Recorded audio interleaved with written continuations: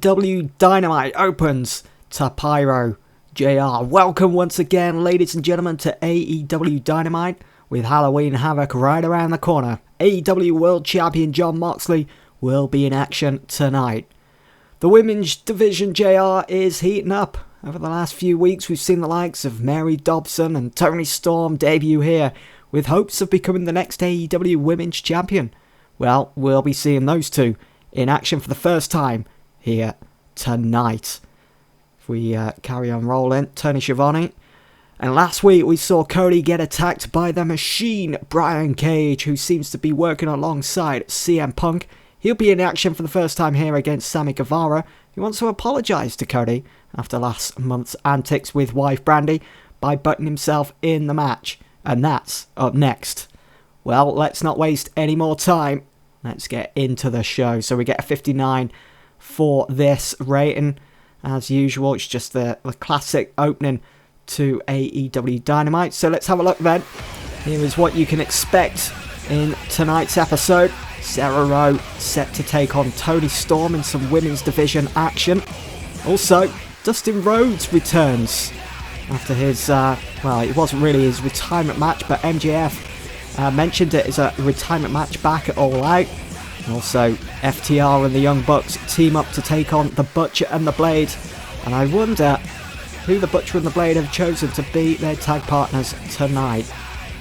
And as announced by JR, Jon Moxley, the AEW World Champion, will be in action tonight. Something to look forward to. And also, after debuting last week, the Machine Brian Cage is in action. And that is up next against Sammy Guevara. And it is Brian Cage that goes over. He defeats Sammy Guevara in 16 minutes 13 by pinfall with a pump handle facebuster. I do need to change that to the drill claw. He does defeat Sammy Guevara. Do hate doing that, as Sammy Guevara does have a lot about him. Does have a big future ahead of him as well. Gets a 57. It's a decent start to the show. Not as good as I've expected, but both had pretty decent in-ring performance, really. 65, 63 there. Brian Cage's gimmick as an egomaniac comes across as great. There's that Squash Master attribute. Gets that in 16 minutes. He was set to dominate throughout this match. And there was that odd heel and face-heel combination. Both heels going into this. But this was Sammy Guevara's way of saying sorry to Cody after what happened. And after the match, Cody is shown on the Tron, sat at home. And he goes on to say, after last week's episode of Dynamite went off the air, I went to Tony Khan and we both agreed it was best if I took a bit of time off. Normally I wouldn't agree to such a thing, but this time I did. I'm going to take this time to relax, train and mentally prepare myself for Halloween Havoc. Because Punk, me and Tony Khan also agreed that I should be at Halloween Havoc. That I should step into the ring against your boy there, Brian Cage, in a lights out match. Totally unsanctioned, simply because Cage isn't an official member of the AEW roster yet. Just because you are, Phil, your handshake means nothing here. Cage, we have nothing against you. We want you here, so I'm willing to say if you win a contract and you will step away from Punk. See you in 2 weeks. So Cody laying down the law here. Cage looks annoyed at Punk and Punk seems irate. We're just playing off the fact that with the contract situations that you can do on TEW, you know, the handshake deals and that, with Punk getting an official contract, he thought his handshake meant something, so he thought he'd bring in Cage. Yes, he had a match here on AEW, which Tony Khan did go ahead and sanction just for one night, because after all, they have nothing against Brian Cage. They want to see him here in AEW. So what an opportunity that'll be for him at Halloween Havoc. As we move into our next segment, backstage, Kenny Omega runs into Private Party and says, guys, have you not heard from Page? Any idea where Death Triangle took him? Nah, last we saw was all three speeding off with him in the trunk. Out of nowhere, Lance Archer grabs Kenny and pushes him into the nearest wall, almost strangling him. Kenny manages to say to Private Party, go find Page. Lance Archer, I'm not going to hurt you now. No, I'm going to save that for Halloween Havoc. I'm going to be your worst nightmare. Archer lets Kenny go and walks away. Kenny with his hands on his knees, coughing for air. So we get a 60 here, setting up a match for Halloween Havoc between Archer and Kenny Omega. Private Party looking for Hangman Page as well after Death Triangle last week took off with him in that car. So we're adding a bit more depth to this Tag Team Championship storyline. And up next we see Mary Dobson in action against Toni Storm, and it is Toni Storm that comes out on top, pinning Mary Dobson in 11 minutes after a strong 0. Gets a 51. I think that's the highest rating we've had for a women's match in this series on AEW. That's brilliant to see. And if we have a look at the dirt sheet, what the Arn Anderson also, I've put Arn Anderson as the road agent for the women's division now. We did experiment slightly with Amy DeMar coming in. She failed. Then I tried with Gregory Helms. Didn't work out too much. So let's see what Arn Anderson can do with the women's division. And he started off strongly with a 51 there. And after the match, everything falls into chaos. Both Toni Storm and Mary Dobson continue brawling as Britt Baker runs out and joins in, focusing mainly on Mary Dobson, who's almost antagonising Britt Baker lately. Both Chris Statlander and Riho run out to try and split things up. We see Allysin Kay and Marty Bell slide in and attack Statlander and Riho. Absolute chaos. Then Nyla Rose's music hits. We haven't seen her for a few weeks. I think it's been sooner than just a few weeks. And she is back and looking focused. She climbs into the ring, throwing bombs left and right, slowly but surely clearing the ring. Every woman for herself. At the top of the entranceway, Shida makes an appearance holding her title, and Nyla is screaming that she wants a rematch. Shida has a mic and says, "Next week, I show you who real champion is. You and me, Nyla. I accept." Shida versus Nyla Rose next week for the women's title. Also shown as a graphic announcing a battle royale at Halloween Havoc, with the winner becoming the #1 contender. So a big couple of weeks coming up for the women's division then. We've got the women's title on the line next week on Dynamite, Shida against Rose. And then we've got that battle royale for the #1 contendership. As we move into the next segment, in a dark room, Hangman Page is on his knees with a bag over his head and flanked by both Pentagon Jr. and Rey Fenix. Pac walks into shot with his TNT Championship around his waist and a noose in his hands. Private Party, Kenny, whoever is watching, know this and listen carefully. We, the Death Triangle, aren't messing around. We mean it when we say we want all the gold and all the money in AEW. We've started with the TNT Championship. That was a fine payday we received from TNT themselves. Now my amigos, Pentagon and Phoenix, still want those tag team titles. Now we're willing to negotiate here. You want Paige back? All you's gotta do, Private Party, is put your #1 contendership for the tag titles on the line at Halloween Havoc against Pentagon and Phoenix here. You have a week to respond, otherwise... Pac turns and looks at Paige on his knees and says, "We hang the Hangman." So quite a dark segment from Death Triangle. This is what they're all about. Using Paige as a hostage, using him as a bargaining chip to get what they want, and that's the #1 contendership for the tag team titles.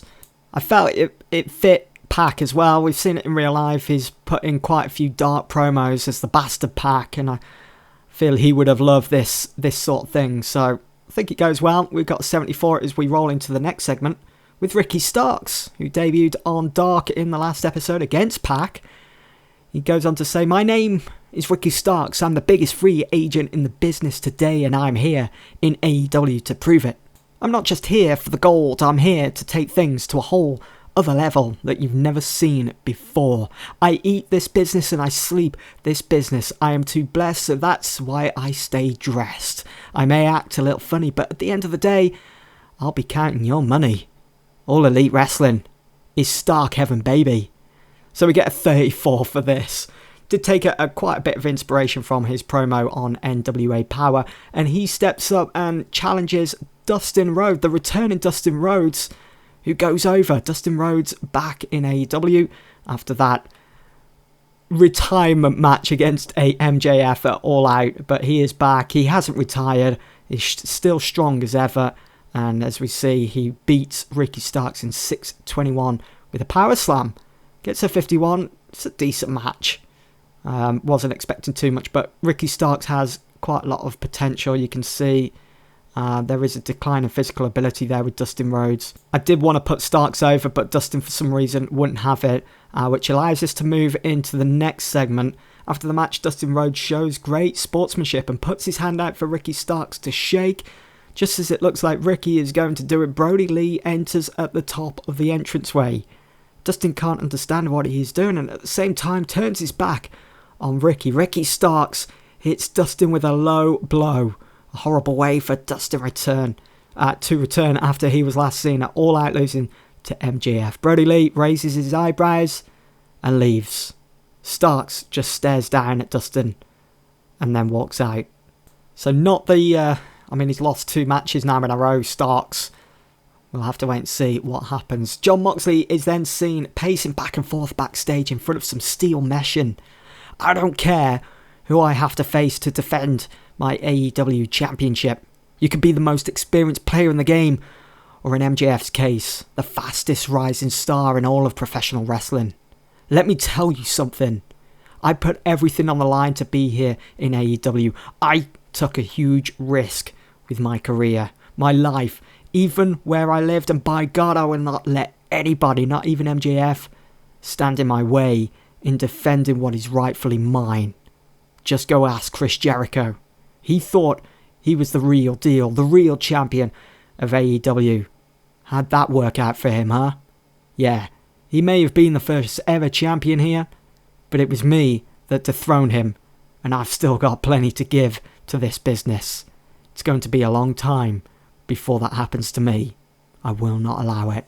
So Jon Moxley putting in another solid performance, another solid promo of getting a 71 there as we move in to our next match. It's the 8-man tag between the Young Bucks and FTR, and it's Victor and Connor that the Butcher and the Blade have decided to use as their tag team partners for this one. We know FTR, they have quite a bit of history with Victor and Connor in their time over in that other company. But what are they doing in AEW? We're going to find out. But it is FTR and the Young Bucks that come out on top after 11 minutes when Dax pinned the Blade with a leg hook Sato suplex. Get a 65 this. And the best performance, of course, the Bucks of Youth. And Victor and Connor, very disappointing from them. I mean, they do have experience together. They're a great team when they were in NXT.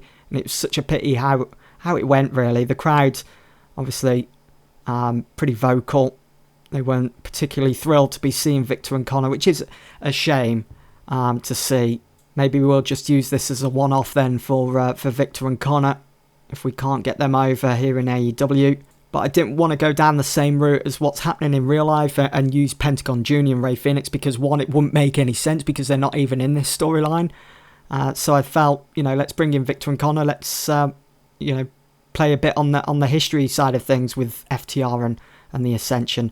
But anyway, we move into our next segment. After the match, both Matt and Nick Jackson look at Dax and Cash, nod their head in appreciation, and then extend their hands. Dax and Cash just laugh and climb out of the ring, shaking their heads. They pass both Victor and Connor, who are near the top of the entranceway, then have a stare down with them. They eventually walk on, knocking them out the way with their shoulders. So FTR, they're not here to make friends, as we know from a couple of episodes ago with that interview they had with Tony Schiavone. They are here to prove that they are the best tag team the world has ever seen. And they don't seem particularly thrilled that both Victor and Connor are here in AEW. As we move into our next segment, Chris Jericho is walking backstage alongside Jeff Cobb. Darby Allin stands at the end of the hallway holding his skateboard. Jericho says, "Jeff, go deal with him," and starts to back away. As Cobb advances on Darby, Matt Hardy dashes out and blindsides him and starts trading fists with Cobb. Jericho starts to back away as Darby places his skateboard down on the ground and begins to chase Jericho all the way out of the arena. As Darby skates through the opening leading to the outside, he gets ambushed by Santana and Ortiz, and they beat him down.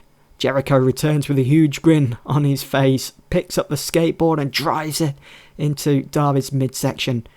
You thought you got the better of me, huh? You son of a bitch. You're nothing but a street dog, a thug. You want to know what real pain is, huh, Darby? You want to fight me, the Painmaker? Let's do it at Halloween Havoc.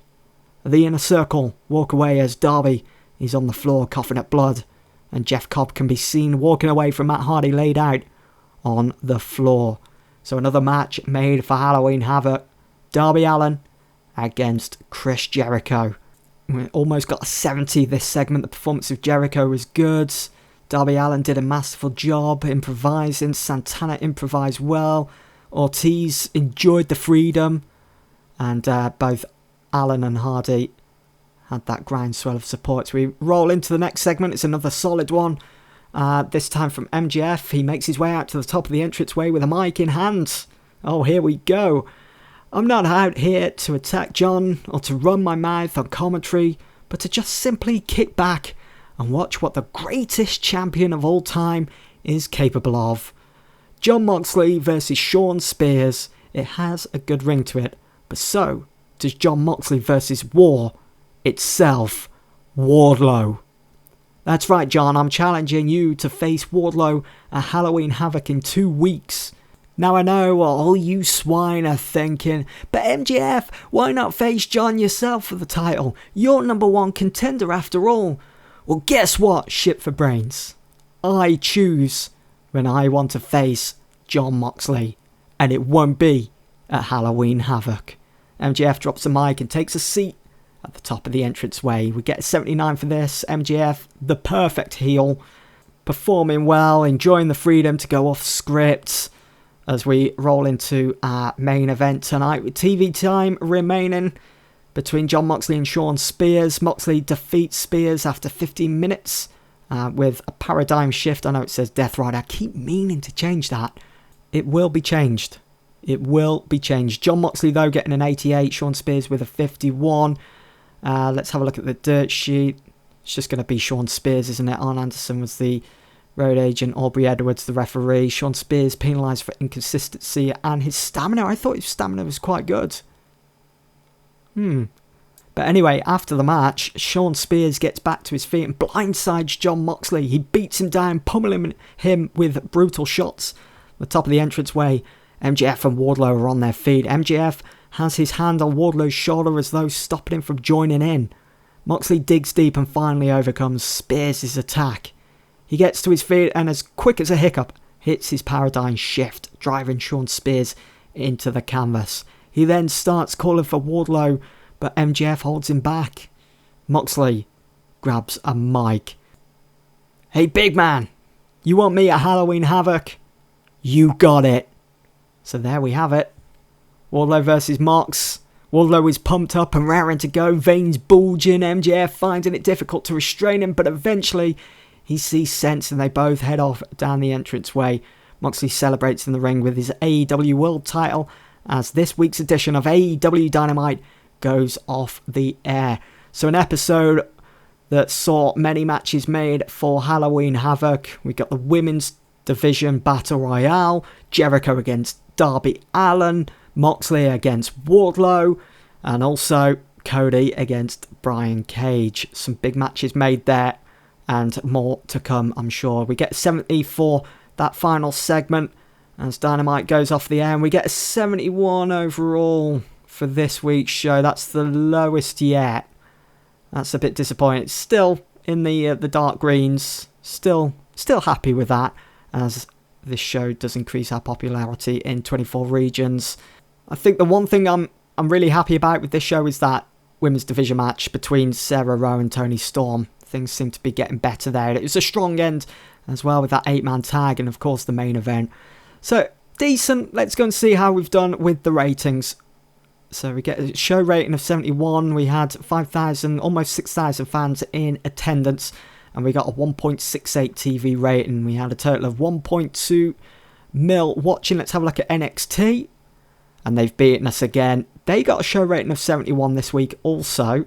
But they did get a 1.84 with 1 No, it's 1.4. I was going to say 1.3. 1.4 mil viewers tuning in. So they've beaten us again, NXT. We're falling behind here.